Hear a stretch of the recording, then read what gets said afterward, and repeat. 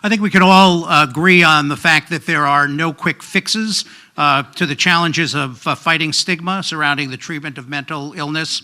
There are no simple solutions for improving mental health policy, just that there's no easy answer for individuals and families struggling day by day with mental illness.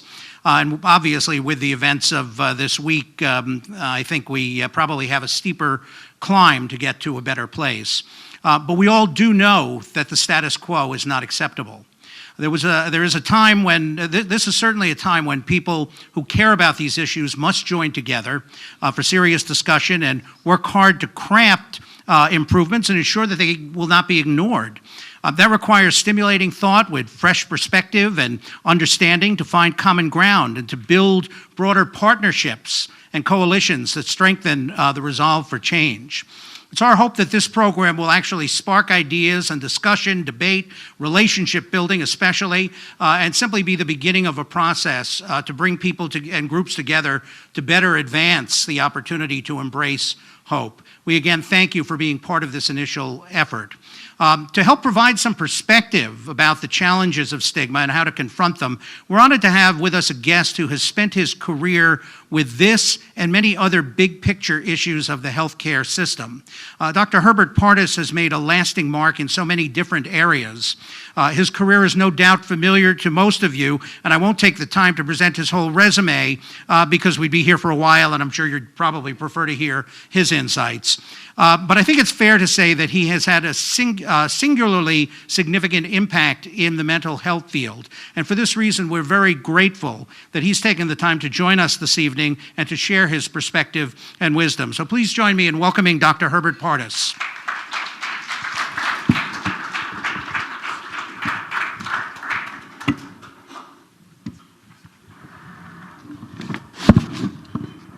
Thanks, Steve.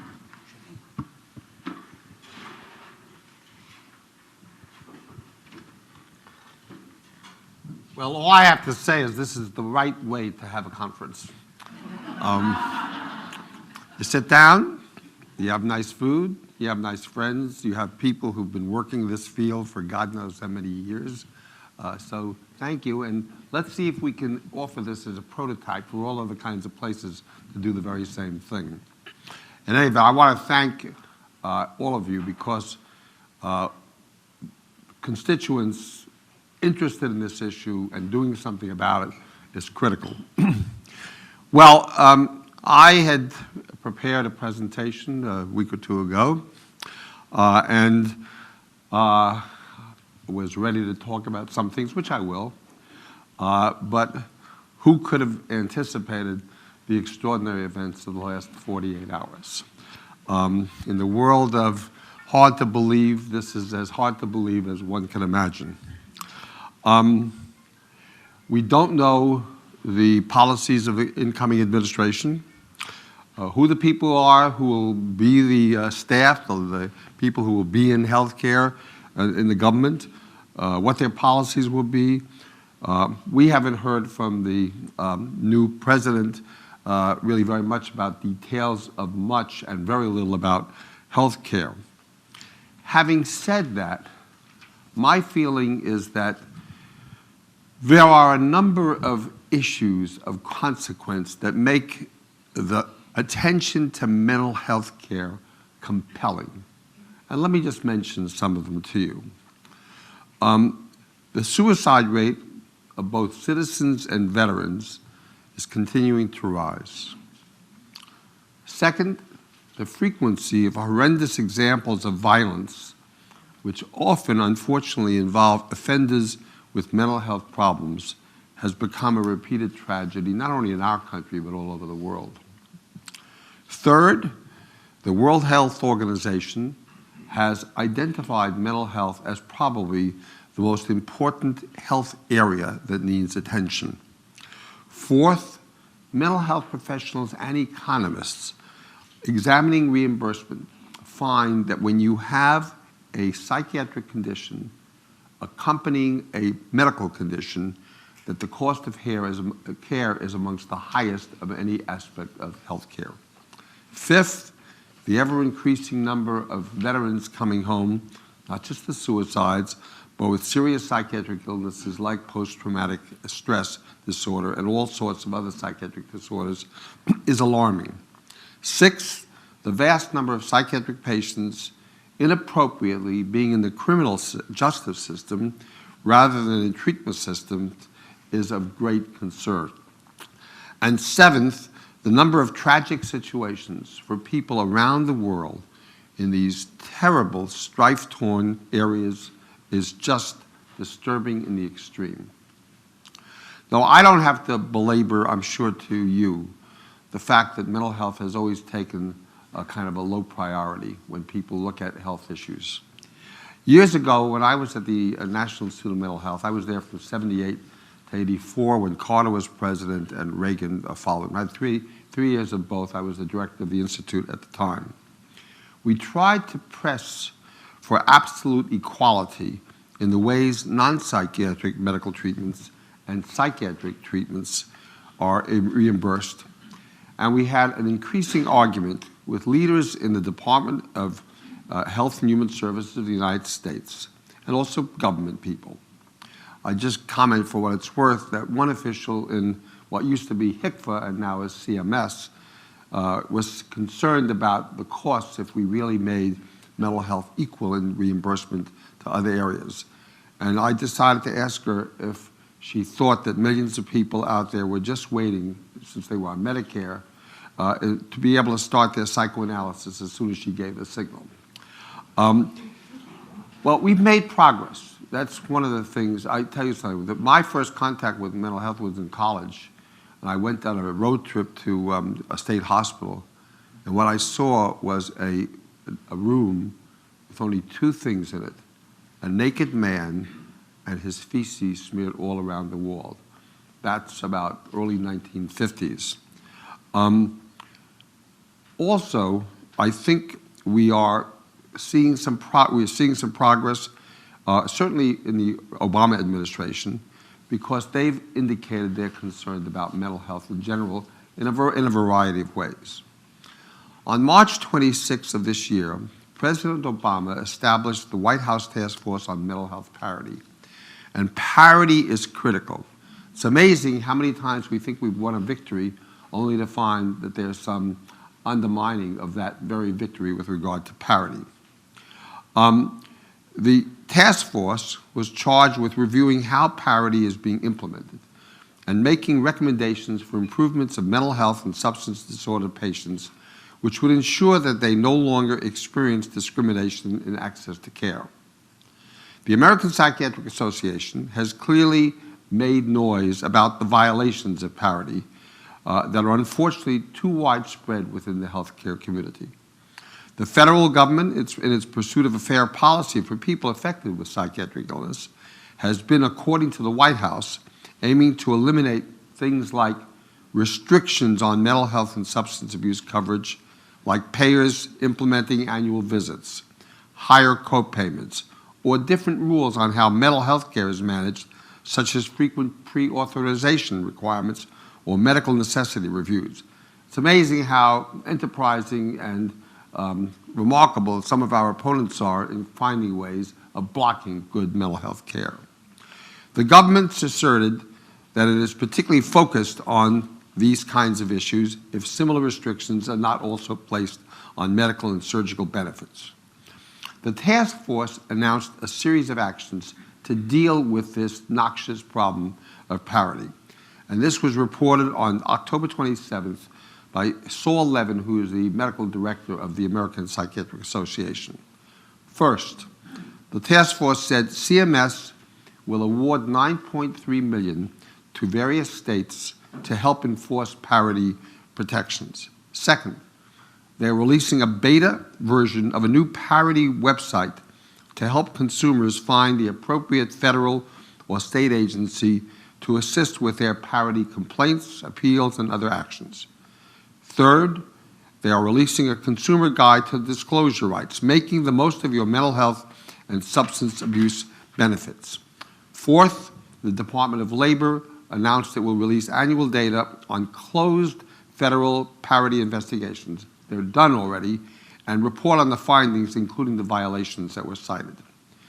Fifth, to ensure parity compliance in plans required to offer health benefits, CMS has added Mental Health Parity and Addiction Equity Act compliance to its review of plans subject to the essential health benefit requirements under the Affordable Care Act. Sixth, various government agencies are issuing guidance on parity and opioid use disorder treatment. Seventh, the agencies are also soliciting feedback on how the disclosure document request process can be improved. Eighth, SAMHSA announced it will host two state policy academies on parity implementation for state officials in 2017. Ninth, CMS has also stated its intention to undertake a review of mental health and substance use disorder benefits in Medicare Advantage plans. And 10th, in addition, the federal agencies are issuing a Parity Compliance Assistant Materials Index. Now, you know, that's a bunch of different actions, and you can say going through that is laborious. But let's face it, when you really want to get something done, it's this kind of detailed attention that's required if you really want to see some progress.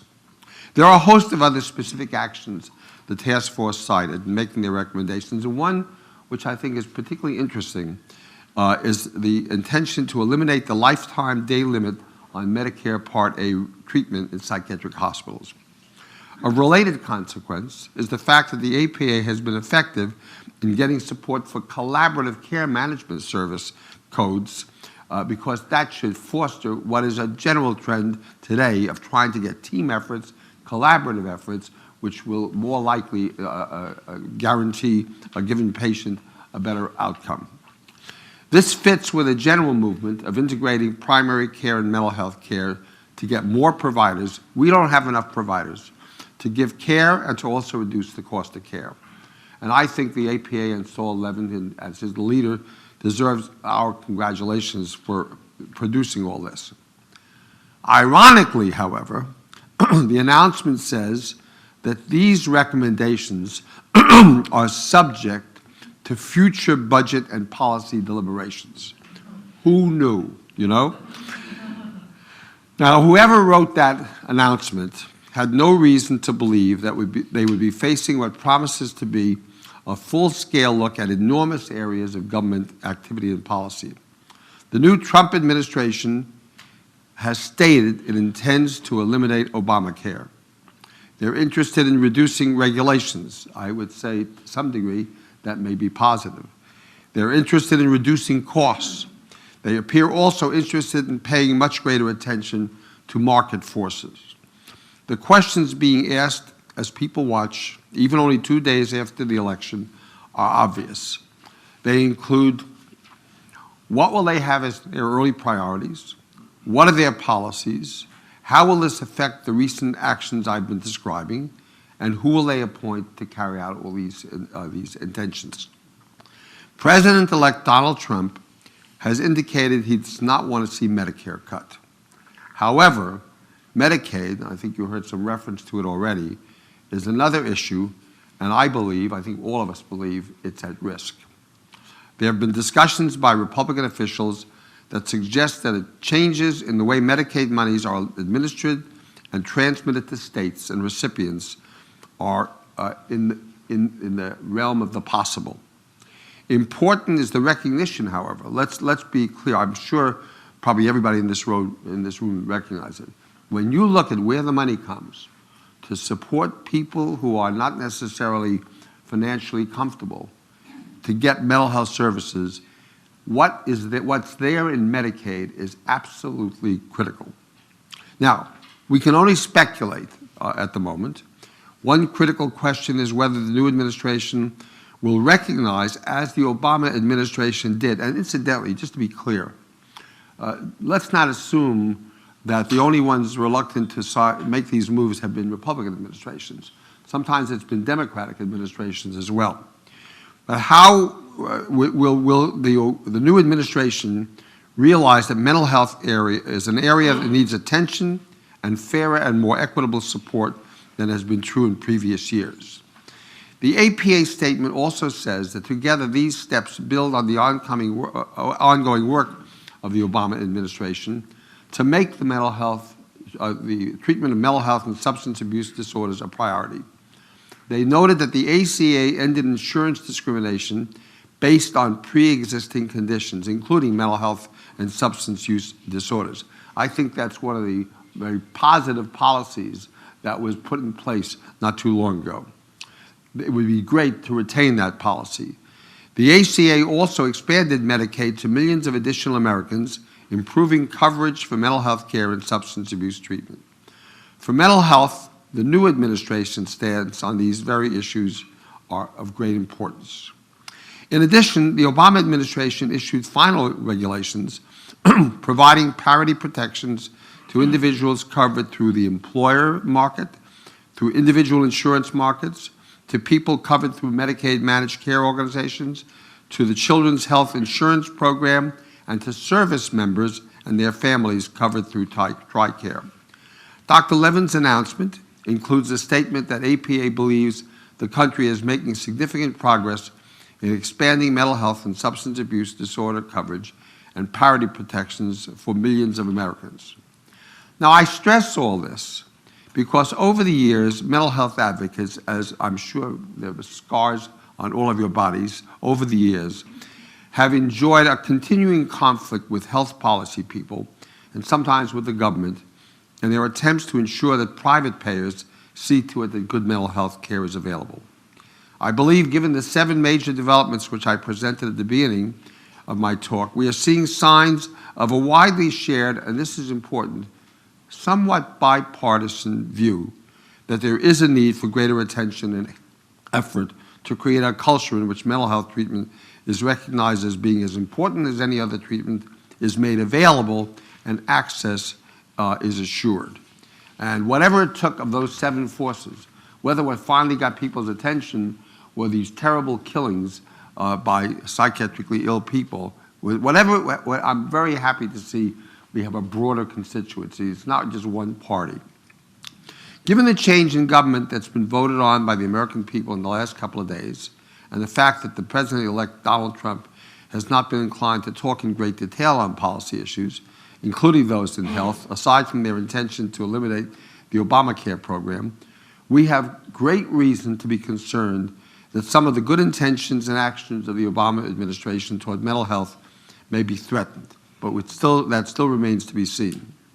The contentious nature of the issues around mental health treatment, reimbursement, and access is a long-standing issue.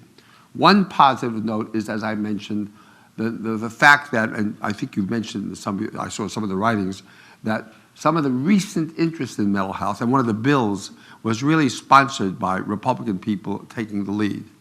In his comments, Dr. Levin specifies Congressman Tim Murphy and Congressman Upton as people who are examples of those in the Republican arena who are concerned about these things. I'm not going to bore you about the number of times I and others have experienced the bias and the blockage for effective mental health treatment. Well, I'll give you one example, and this goes back to the early 1970s. I was in Colorado. A philanthropist decided to build an aging institute. He asked me, or I was asked, to put together a mental health program for older people. When I submitted the data, the answer that came back was the economics of that program would not be acceptable to them. We would lose money. Well, why was that? That was because the reimbursement was lousy. In many ways, you could say our nation is two-faced. On the one hand, many people say when they're discussing gun violence that it's not guns, it's mental health treatment. Then they provide us with less than acceptable mental health reimbursement. I would argue it's both, but it's critical to assert unambiguously that mental health treatment is as critical as anything else in health care. In trying to predict or clarify what to expect going forward, I will give you one example of a rather powerful experience we had back in Washington in the early 80s.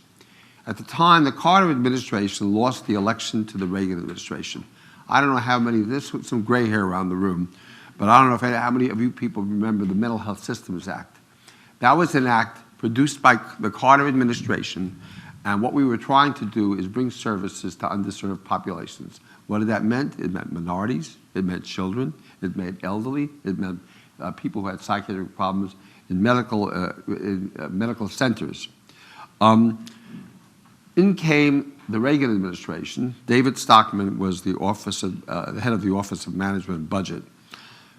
Their attitude was harsh. It was potentially crippling to the whole NIMH, and NIMH is the bulwark of the mental health programs in this country. In February, right after the election, the OMB responded. You put in your budget request in the government, and the OMB responds. What do they say? Number one, we're going to block grant mental health and substance abuse service monies that were supporting community mental health centers. Now, initially, to give you a little more flavor of that, when the administration put forth that suggestion, they put it forth with no ties to mental health and substance abuse. Waxman, who was a California congressman, blocked that and insisted that you just don't give money to the states. You go to New Hampshire and build you a bunch of ice skating rinks. But this money is for mental health treatment and substance abuse. And he was able to win that. Second, they were suggesting we interrupt mental health research grants and research training grants for 18 months. That would mean if you were doing research for 18 months, you could do nothing. You couldn't get any new money. So if you had run out of your money from before, you were out of luck. Those actions would have crippled the mental health research and research training enterprise in this country. And third, the OMB also recommended a phasing out of the training of clinicians in mental health.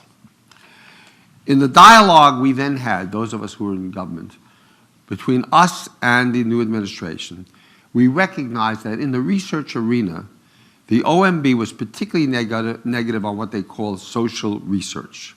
Anything that smacked of socialism, pinkism, communism, whatever, that was what they were after.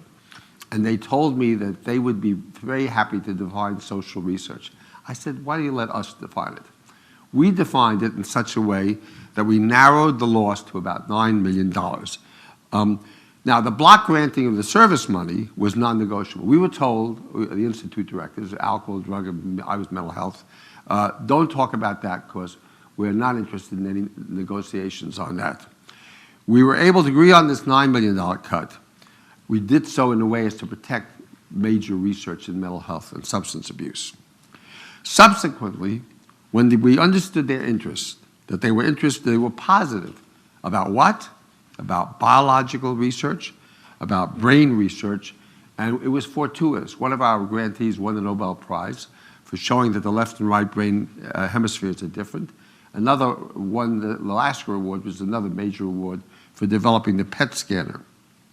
So we were able to, we turned them around because as we started to bring this other research that we were doing, their attitude toward us improved, and in the subsequent years, things got better, even in that administration. Now, I guess my point is, I know it seems rather bleak to many people now, but you never can tell, and the thing is to find out what is it that the new government will be interested, and see if we can work on that.